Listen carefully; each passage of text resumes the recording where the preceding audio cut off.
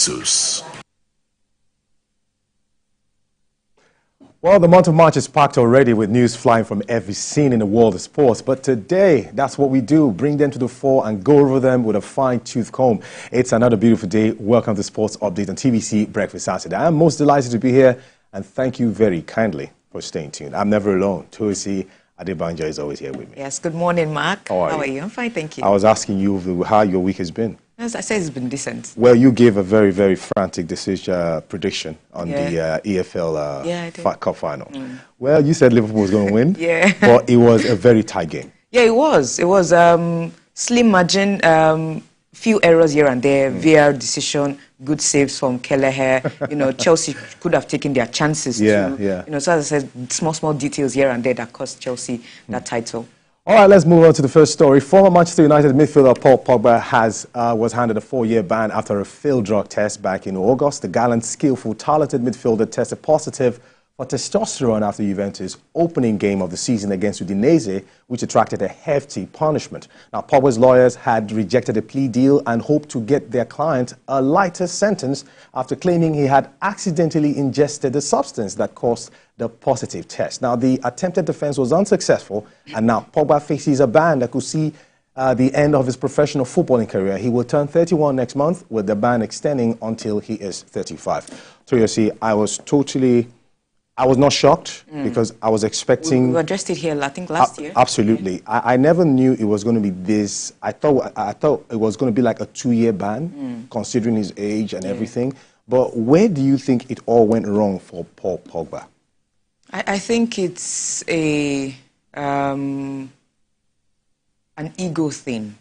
Yes, let's start with that. Okay. And also pressure, to be fair on him. When he was at Juve, you know, the world was at his feet. He was doing excellently well.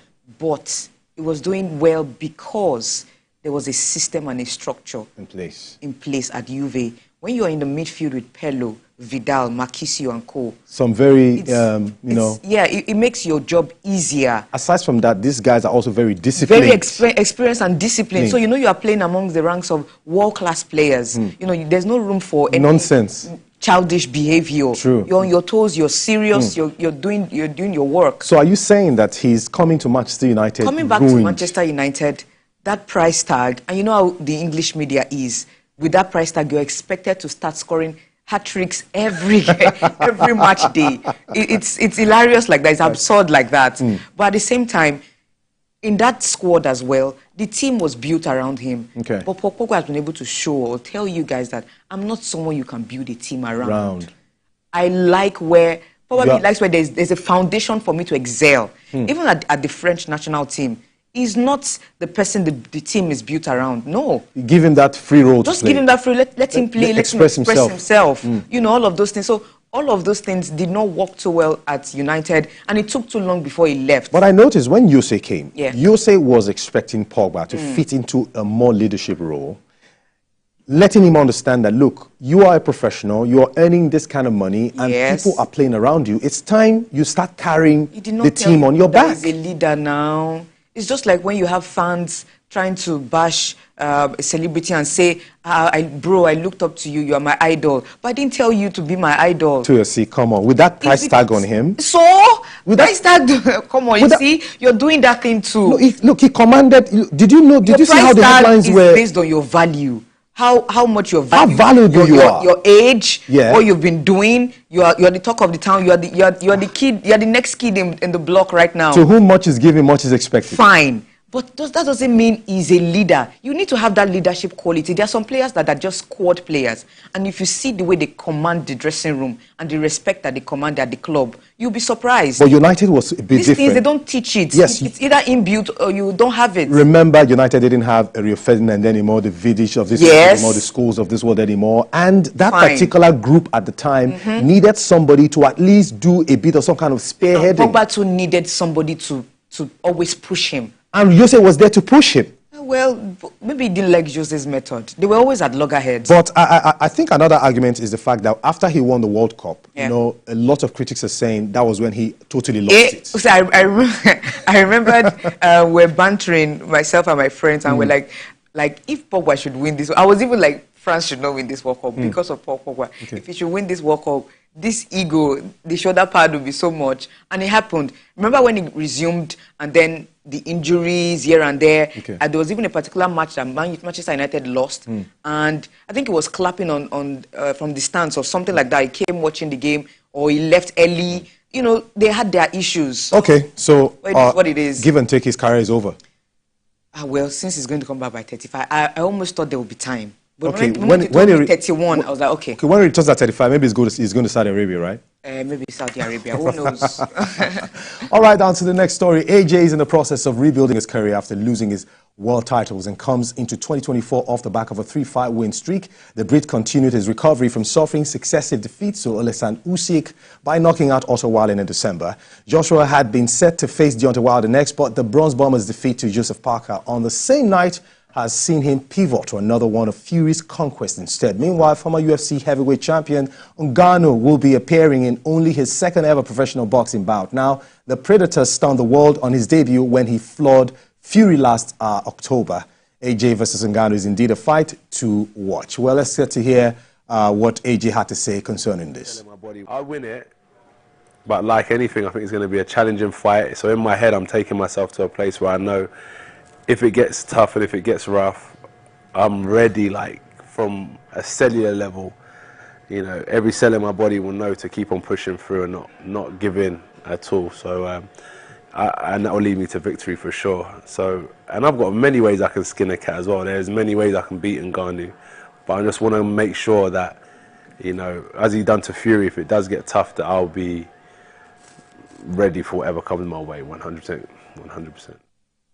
I love the part where he said, I've got many ways to skin a cat. Fantastic. Well, I got Bamdele standing by, and of course, he is a boxing pundit and a combat analyst, and hopefully we'll be doing justice to some of the areas we'll be looking at. Bamdele, good to have you on the show this morning.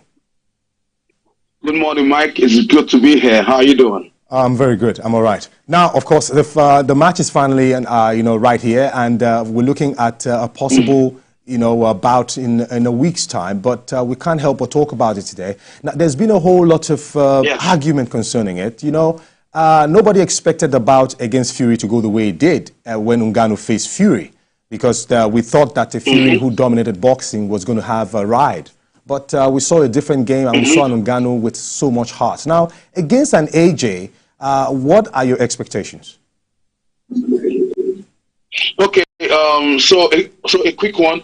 I don't like the fact that people downplay Ngannou's talent for just coming into boxing. You should remember, Ngannou is a mixed martial artist. So don't say because he almost floored Fury that he doesn't stand a chance to be in the industry. So against AJ, like I was telling some of my friends, I said anything can happen in this bout. You can't compare Fury's strength, like his punching power, to AJ's punching power. And this is AJ coming from a place of right now he's trying to build up his confidence, and he did good with Otto Wallin. Though Otto Wallin can't be like a yardstick for his bout with Ngannou, but like he said there are different ways he can beat Ngannou. And I feel as much as AJ should watch out for Ngannou's big punches, Ngannou should watch out for AJ's big punches. And if you heard AJ in some of his interview, he said he's seeing this bout as his own undisputed fight. Again, where I feel AJ stands a chance and has an advantage is the fact that he has fought the legendary Alexander Usyk. I use the word legendary because Alexander Usyk is an amazing boxer with amazing skill. So I feel, I feel with that skill set, and AJ was able to stand with him for 12 rounds. So I feel AJ might stand a chance.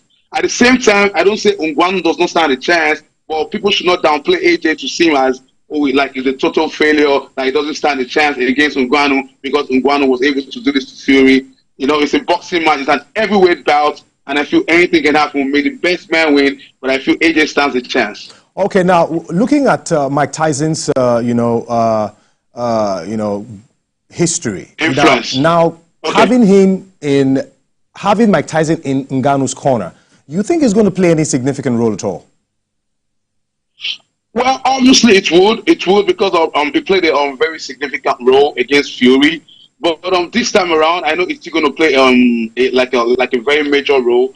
So I feel AJ's camp should also look for a strategy to get back at Ngannou with a different style. AJ needs to work more on his leg movement, try to avoid the big right, which is somehow unavoidable. But he has to just go into the fight like a warrior, like fight like go all out in this bout. Because Mike Tyson influence obviously would work for Ngannou, but at the same time, Mike Tyson is trying to infuse like the little him, like when he was in his prime, into Ngannou. So Ngannou can't be that elusive. He can't be as elusive as Mike Tyson where he was when he was fighting. But now, regardless, he's still going to be an added advantage to Ngannou. But still, AJ can still come up with a surprise. Okay. Mike Tyson's influence would be a very big one on Ngannou. Okay, finally, before I let you go, do you think any legacy is at stake here? If AJ perhaps loses that fight, what do you think that would mean for his career? Okay, so I've heard a whole lot of people, including legendary Lennox Lewis, saying if AJ loses this fight, a whole lot of people, a whole lot of boxers, if he loses this fight, like it's going to be the end of his career. Days that he shouldn't have taken the fight, but he has taken it. If he loses this fight, it's going to be like very detrimental to him. So true, but on the other hand, knowing that Ngannou is a fighter, don't underestimate Ngannou because he's coming from the UFC. No, he is a fighter. Like he's the heavyweight champion. He was the heavyweight champion in the UFC. So even if AJ loses this fight, I don't see it as a big deal. All right. That's to me. People. Yeah, I don't see it as a big deal, but I feel, you should just try to stand up for the fight. Thank you very much, Bamidele. I appreciate you. Hopefully, we'll come back again and do a review after the bout, all right? Stay tuned. Well, thank you. Yeah. All right. Well, moving on, I just got words now that Mike Mexicano is standing by at the newspaper stand, and hopefully will be bringing us some updates coming from that scene. The fans will be reacting to a lot of games this weekend.